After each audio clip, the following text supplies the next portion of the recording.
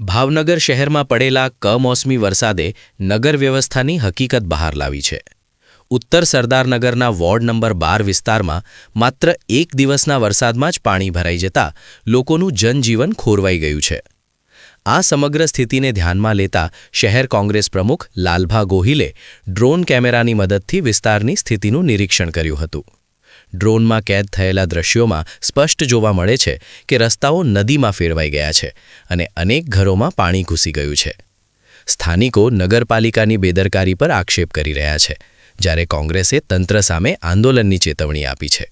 હવે પ્રશ્ન એ છે કે ચોમાસા પહેલા તંત્ર જાગશે કે નહીં.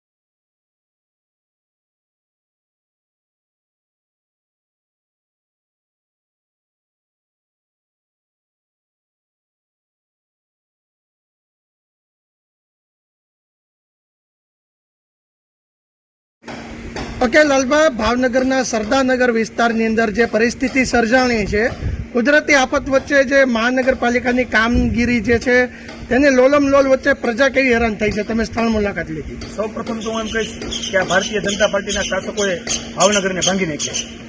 આ એટલો ક્રીમ વિસ્તાર છે સરદારનગરનો કે તમે એની હાલત જુઓ. મેડિકલ ઇમરજન્સી હોય તો કેવી રીતે વાહન નીકળે છે, કેવી રીતે કોઈ લેડીઝને કાંઈ બહાર શાકભાજી લેવા જવું હોય તો શું પરિસ્થિતિ છે, બાળકોને એમના વાલીઓને મૂકવા જવું હોય સ્કૂલે તો શું પરિસ્થિતિ છે. ગઈ રાત્રે ઓછામાં ઓછા 22 થી 25 લોકો પડ્યા છે અને અમુક લોકોને ફ્રેક્ચર પણ થયાના સમાચાર છે. એટલે તમે આ ભારતીય જનતા પાર્ટીનું શાસકનું કામ જુઓ કે 30 વર્ષ થવા છતાં હજી તમે રોડ ગટર અને રસ્તા કે પાણી પણ નથી આપી શકતા. તો આવા શાસકોનું કામ શું છે? આપણે બીજી એક મહત્વની વાત છે, આ જે શેરી આપણે ઉપર ઊભા છીએ, આ શેરી ભાવનગરના તત્કાલીન મેયર ભરતભાઈ બારડની શેરી છે. તો મેયર પોતાના વિસ્તાર જે પોતાનું રહેઠાણ છે એ વિસ્તારને પણ ચોખ્ખો નથી રાખી શકતા, તો બીજા ભાવનગરના જે છેવાડાના વિસ્તારો છે એને આ લોકો કઈ રીતે ન્યાય આપી શકશે? મારું એટલું જ કહેવાનું છે કે આ મહારાજા કૃષ્ણકુમારસિંહજીનું ભાવેણા છે. આ મહારાજા કૃષ્ણકુમારસિંહજીના ભાવેણામાં આવા શાસકો ન ચાલે. હું ભાવનગરની જનતાને હાથ જોડીને અપીલ કરું છું, બીજી વાર આવા શાસકોને કોઈ દિવસ જીતીને ન મોકલતા કે જે ભાવનગરનું નહીં પોતાના ખીચાનું જ જોતા હોય. બસ મારી આટલી જ માંગણી છે. અને એટલી અત્યારે હું જે એડમિનિસ્ટર લેવલના વ્યક્તિઓ છે, જે અત્યારે વહીવટી અધિકારી છે, એમને હું કહેવા માંગુ છું કે તાત્કાલિક ધોરણે આ બધી શેરી સાફ કરવામાં આવે અને તાત્કાલિક ધોરણે અહીં બધું ચોખ્ખું કરવામાં આવે.